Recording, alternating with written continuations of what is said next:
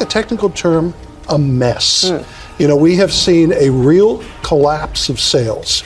Their global earnings, which are heavily dependent on North America, were down about 48% for the first half. Chrysler, Dodge, Jeep, and Ram are going out of business, and the CEO of Stellantis, their parent company, just gave an announcement and revealed the final nail on the coffin. They will not make it in today's market. Stellantis came to be when Fiat Chrysler Automobiles and the PSA Group merged in 2021, creating one of the largest automakers on the planet, with a portfolio of 14 brands, ranging from luxury names like Maserati to everyday favorites like Jeep. Stellantis was poised to dominate the global automotive landscape. But as they say, the bigger they are, the harder they fall.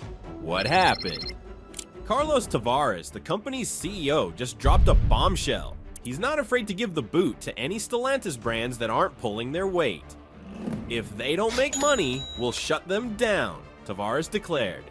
And it's no wonder, considering the disastrous performance Stellantis has seen lately, especially in the North American market. Take Maserati for example. Their global sales plummeted a whopping 50% in the past year. That's gotta be keeping Tavares up at night. These struggling brands could be the first ones out the door if Tavares has his way. But Stellantis' troubles extend beyond just underperforming brands. The company has also been plagued by a revolving door of top executives. High-profile leaders like Timothy Kuniskis and Christian Meunier have headed for the exits, leaving Tavares with some major holes to fill. And the financial numbers aren't looking too hot either. Sure, these are one of the most well-established and iconic companies. However, despite this impressive pedigree, Stellantis is now facing a crisis of epic proportions. Recent reports show a staggering 48% drop in net profits for the first half of 2024, along with an 8.5% decline in stock price. To make matters worse, sales in North America, their most crucial market, have plummeted by a whopping 16%, and their overall market share has slipped to a measly 8.2%. And you know how these types of things create ripple effects that affect the whole industry. So how bad is it really? The company's stock price has also taken a hit, sliding down by 8.5%. This decline isn't simply a numerical setback, it has deeper implications that can shake the foundation of investor confidence. As investors watch Stellantis struggle with diminishing sales and mounting problems, their worry grows. They see competitors like Ford and General Motors rapidly shifting gears to align with what consumers want, while Stellantis seems to be lagging behind. The company's stock woes reflect a broader sentiment in the market, creating an atmosphere of uncertainty. Now, let's talk about cash flow. Stellantis is staring down the barrel of a projected cash flow deficit of anywhere from $11.2 billion to $12 billion for 2024. This unforgiving forecast isn't without reason. It stems from several nagging issues like soaring production costs and stagnant sales figures. To complicate things further, the company is struggling to keep its inventory levels under control. This anticipated cash burn paints a distressing picture of a company trying desperately to keep its finances afloat while grappling with climbing operational expenses. When we tie these financial figures to the sales data, the situation gets even more concerning. North America, which has been Stellantis' bread and butter, saw sales plummet by 16% in the first half of 2024. That's a big deal. Historically, brands like Chrysler and Jeep have dominated this region, so seeing such a decline raises alarms. Additionally, Stellantis' market share has dipped by 1.8 percentage points down to 8.2%. This indicates that more and more customers are opting for vehicles from rival manufacturers instead of sticking with Stellantis. A striking detail worth noting is that Stellantis stood out among major automakers by actually reporting a sales decline in 2023. In a market that has been bouncing back, Stellantis' struggles stand in stark contrast. This inability to adapt to evolving market demands forces us to question the company's strategic direction and how effectively its operations are running. Financial analysts are sounding the alarm, and it's not a pretty picture. These experts aren't pulling any punches when it comes to Stellantis' prospects for profitability and their overall strategy. One analyst even warned the company needs to recalibrate its approach or risk becoming irrelevant in a rapidly evolving industry. It's clear these industry insiders are seriously worried about whether Stellantis can keep up with the breakneck pace of change. And it's not just the higher-ups who are feeling the strain. The financial troubles at Stellantis are rippling down and impacting the real people on the factory floor. Let me explain.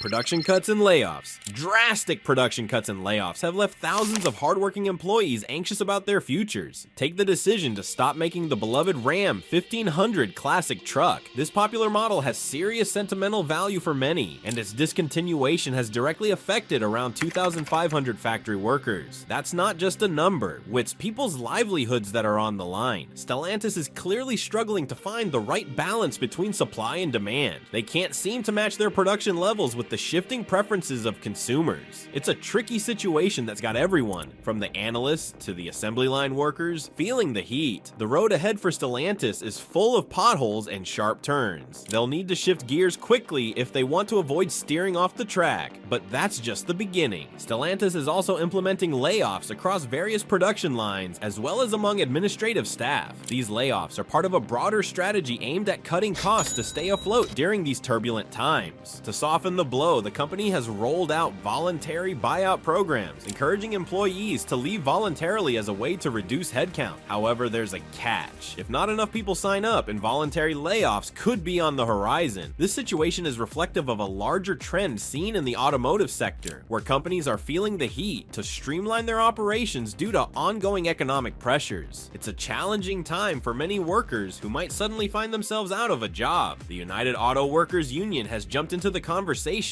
criticizing Stellantis' leadership amid this upheaval. Union President Shawn Fain has publicly condemned the choices made by CEO Carlos Tavares regarding layoffs and cost-cutting strategies. He pointedly stated that the workers are bearing the brunt of management's failures. This phrase really highlights the tension that exists when top executives make decisions that affect employees' lives, often without considering the human cost involved. As if the situation couldn't get any worse, Tavares recently received a jaw-dropping 56% pay increase, all while many workers are losing their jobs or facing uncertainty. This disparity between the compensation of executives and the reality of workforce reductions is causing serious frustration among employees and their union representatives. It's hard not to see the unfairness in a scenario where the person steering the ship gets a hefty raise, while the crew is left wondering about their job security and financial well-being. Critics are pointing out that while Tavares may be rewarded for tackling difficult challenges, the frontline workers are left to navigate instability and diminished livelihoods. The road ahead for automotive giant Stellantis is paved with some pretty heavy stuff. On one hand, they've got financial analysts breathing down their necks, pressuring the company to make some tough calls. But on the other, there are thousands of hardworking employees whose futures are hanging in the balance. It begs the question, how is Stellantis going to strike that delicate balance between necessary business decisions and the well-being of their workforce? It's a tricky tightrope to walk, and time is not on their side because of one major thing. Let's dissect it together. The inventory crisis. It is a crisis that is plaguing Stellantis and is only adding fuel to the fire. Just imagine dealerships drowning in unsold vehicles, models from years past sitting in lots, gathering dust, while consumers flock to the competition. This alarming number of unsold cars not only jeopardizes the viability of these dealerships, but it also puts their profitability in serious peril. Something's gotta give, and you can bet Stellantis is feeling the heat. It's a classic case of damned if you do, damned if you don't.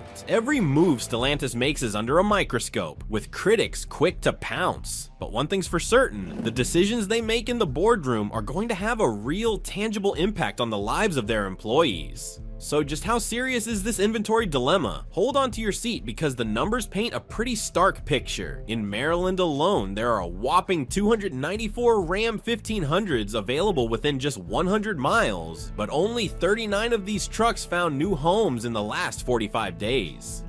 That's a lot of metal sitting around without a purpose. And check this out, a 2024 Ram 1500 has been languishing unsold for an eye-popping 432 days on a lot in Scottsdale, Arizona. Talk about no one wanting to take it for a spin, but that is not all. Other models aren't faring much better either. The Jeep Renegade is stuck in limbo with a supply time of 332 days, while the Wagoneer L and Hornet are sitting unsold for 327 and 323 days respectively. It's like a car graveyard out there, and the longer these vehicles linger without being sold, the more the problem spirals out of control. This growing excess inventory has given rise to a phenomenon some industry insiders refer to as dealer rot. What's that, you ask? Well, dealer rot occurs when dealerships struggle financially because they can't move their inventory fast enough. Imagine the mounting costs they endure, financing those unsold vehicles while simultaneously missing out on potential sales of new arrivals. It's a cycle that's choking the life out of dealerships and adding tremendous stress to their operations. Now, let's break down the financial pressures dealerships are facing. The cost of inventory financing can quickly pile up. Think about it. Interest payments on those unsold vehicles can create a financial burden that feels like a weight around their necks.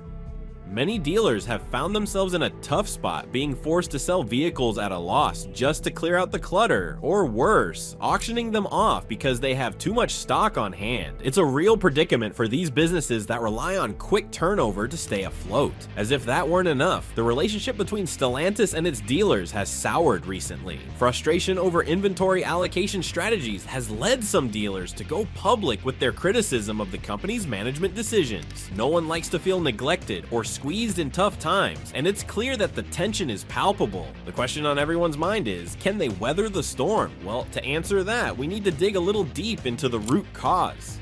Mismanagement and arrogance. At the heart of it all is a good old-fashioned case of mismanagement and arrogance, led by none other than CEO Carlos Tavares himself. Not my words. That is just what the industry is talking about after the remarks made by the workers' union. To him, the CEO is a disgrace, and Tavares has been brutally honest, admitting that the company has made some arrogant mistakes when it comes to inventory management and production strategies. Talk about a wake-up call. It seems Stellantis has been so focused on short-term gains that they've completely lost sight of what really matters, building a sustainable, adaptable business for the long haul. But the issues don't stop there. Stellantis is also grappling with an outdated pricing strategy and a serious lack of adaptability in the face of a rapidly evolving automotive landscape. New players are entering the game, and traditional giants like Stellantis are struggling to keep up. Alongside this poor decision-making, the company desperately fails to adjust its production schedules in line with changing consumer preferences. As a result, dealers found themselves overwhelmed with piles of unsold vehicles from various model years. This glaring disconnect between production planning and market demand couldn't be more apparent. Tavares' leadership approach has also come under fire for creating an environment where critical feedback seems unwelcome. Pricing strategy out of touch with reality. Another major hurdle for Stellantis is its pricing strategy, which seems to be way out of sync with what consumers actually want and expect. Just take a look at the numbers. Data shows that Jeep's average transaction price has skyrocketed by an eye-popping 61% over the past 5 years. Overall, price hikes across Stellantis brands have exceeded 50% during that same period. This aggressive pricing has created a real disconnect, alienating customers who are now finding these vehicles increasingly unaffordable. You can practically hear the collective sigh of frustration from loyal fans who have no choice but to explore other brands that offer better deals. The fallout from this misguided pricing approach is evident in declining sales figures and rising customer dissatisfaction. As those prices climbed sharply without a corresponding bump in perceived value or quality, more and more loyal customers started casting their eyes elsewhere, looking for competitors that provide more attractive pricing structures or superior features at similar price points. And let's dig into why Stellantis is struggling compared to its competitors, particularly when it comes to offering substantial incentives. While other automakers are using aggressive discounting strategies to boost sales in what's been a cooling market, Stellantis has taken a more cautious approach. During a recent presentation about their shiny new electric vehicle platform, CEO Carlos Tavares expressed concern about slashing prices too fast because he worried it would trigger a race to the bottom. While he might have a point about long-term stability, being overly cautious has put Stellantis at a competitive disadvantage. They're missing out while their rivals take advantage of rising consumer demand for affordable vehicles. Now, let's talk about the delays in introducing incentives, which show a broader failure to respond to changing market conditions. As inflation rises rises and economic uncertainty grips consumers, more people are turning towards affordable options. Stellantis' slow response to this shift has translated into missed sales opportunities, plain and simple. Meanwhile, competitors like Ford and General Motors have actively rolled out strong incentive programs that draw buyers back into showrooms. Stellantis, on the other hand, has struggled to replicate that success. And boy, that's costing them. Stellantis' sluggish response is even more glaring when you consider its failure to keep up with the rising demand for SUVs and trucks. Traditionally, these segments have been their playground, but competition from more innovative offerings is making it tough to maintain their edge. On top of that, their electric vehicle strategy has been anything but urgent. Compared to game changers like Tesla and Ford, who are rapidly expanding their EV selections and heavily investing in charging infrastructure, Stellantis seems to be crawling along. And let's talk about that for a sec. The EV dilemma. The electric vehicle market is currently in the midst of a heated showdown, often described as a price war. Picture this: all the major automakers are in a fierce competition, driven largely by Tesla, which has slashed its prices in hopes of increasing sales and grabbing a bigger share of the market pie. Just think about the Model Y. Tesla's price cuts on this model have sent shockwaves through the industry, prompting other manufacturers to rethink their pricing strategies to maintain their sales volumes. However, this push for lower prices raises an important question. What does this mean for the long-term profitability of the industry as a whole? Let's break down who's who in this competitive landscape and what strategies they're employing. Tesla, as a trailblazer in the EV space, has positioned itself as the leader in price reductions. Back in 2023 alone, Tesla rolled out multiple price cuts across its entire range of vehicles, especially making waves with significant reductions in key markets like Europe and China. The aim here, to ramp up sales volume and make electric vehicles more accessible to everyday consumers. It's an exhilarating tactic, but it does come with its risks. In stark contrast to Tesla's aggressive pricing game, CEO Carlos Tavares of Stellantis has made it crystal clear the company refuses to engage in price-slashing maneuvers that could hurt its bottom line. Tavares emphasizes the need for pricing sanity throughout the industry and warns that reckless price cuts could lead to a bloodbath among automakers, leaving countless brands vulnerable to collapse. Stellantis' strategy is all about maintaining profit margins while still rolling out competitive electric models that capture consumer interest. Meanwhile, other manufacturers are finding themselves caught up in this escalating rivalry. Some are opting to cut prices to keep their heads above water. However, Tavares cautions that this trend could lead to a wave of acquisitions or even bankruptcies among the less financially robust players in the market. It's a tricky situation. When it comes to Stellantis, the company is skillfully steering through this tumultuous EV pricing battle, adopting a unique strategy that emphasizes profitability over simply pushing sales volume. In the middle of all of this, Stellantis boasts an impressive net profit margin of 11.1%. That's significantly higher than Tesla's 7.94%, especially noteworthy given Tesla's aggressive pricing strategies that have resulted in a staggering 48% drop in its profitability. This financial strength gives Stellantis the confidence to resist the temptation to slash prices while still investing in cutting-edge technologies and innovative models. Speaking of investments, Stellantis has put its money where its mouth is, committing a whopping $33 billion towards electrification initiatives over the next few years. Stellantis is gearing up to introduce several exciting new electric models, including an all-electric Jeep SUV and an electric Ram pickup truck set to launch in the US.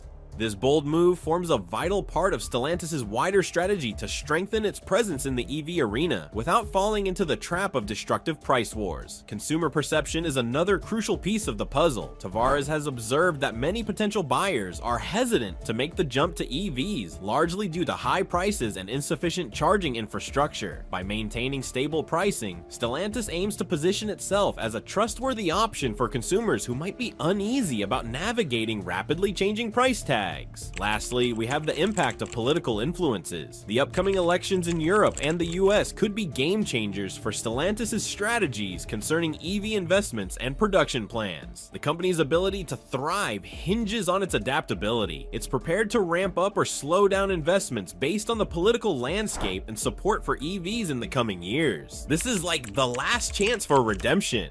But can they survive it? Right now, they are just waiting for the change in the political landscape. These coming few months are going to be tough for Stellantis. Everything hangs in a thread. So what are they planning? First off, let's talk about inventory reduction, which is crucial for Stellantis's immediate recovery. The company has set an ambitious goal to reduce dealer inventory levels to around 330,000 units by the end of 2024. That's a significant target. To achieve this, Stellantis needs a solid plan that might involve slashing production rates on slower moving models. It could also mean ramping up efforts to sell off excess inventory, even if that involves offering deep discounts to entice potential buyers. Speaking of discounts, let's dive into the incentives for older models. Offering deep discounts can be a powerful tool for boosting sales and inviting customers back into the showroom. But will it really work? On one hand, such incentives can create urgency among consumers who are looking for a good deal. On the other hand, it might just encourage them to wait for bigger discounts. This approach could help Stellantis move older models off dealer lots and free up space for new inventory, which is crucial in the quest for recovery. Another vital aspect of the short-term recovery roadmap is rebuilding trust. The relationship between Stellantis and its dealers has taken a hit, so it's essential for the company to implement measures that can restore confidence among dealers and consumers alike. This could mean active communication, acknowledging past missteps, and sharing plans for a brighter future. Transparency could go a long way in mending fences, and it's important for Stellantis to cultivate good relationships as they move on from the challenges they face.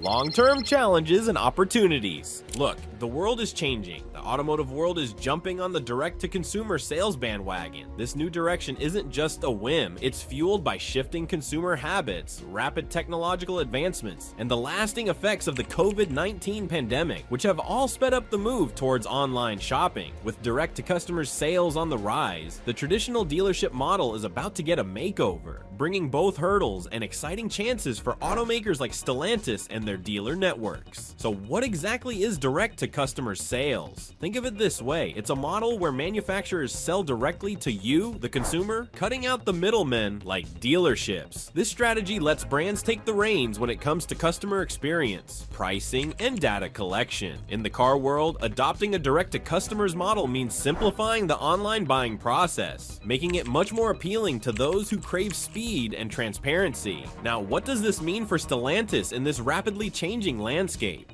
First, there's the need to rethink market positioning and strategy. Stellantis is figuring out how to roll out a direct-to-customers model while still keeping a good relationship with its dealership network. Direct-to-customers can really boost customer engagement and profit margins by cutting out unnecessary steps. However, it's crucial for Stellantis to support those dealers who help service vehicles and foster customer relationships. Dealerships might find themselves shifting their focus from being the main sales channels to more service and support roles. As more folks buy their cars online, these spaces might evolve into centers for vehicle delivery and maintenance rather than places where you walk in to buy a car. Financially, many dealerships depend on new car sales to stay afloat. If direct-to-customers models mean less foot traffic and fewer in-person sales, that could put some serious pressure on their finances. We're also likely to see the emergence of hybrid models. Dealerships could still play a part in the sales process, but would need to adapt to support online transactions, perhaps by offering test drives or helping out with vehicle pickups for online orders. But either way, these few months are going to be a do or die situation for Stellantis. But what's your thoughts on this? Let's know in the comments. Thanks for watching, and I will see you in the next video.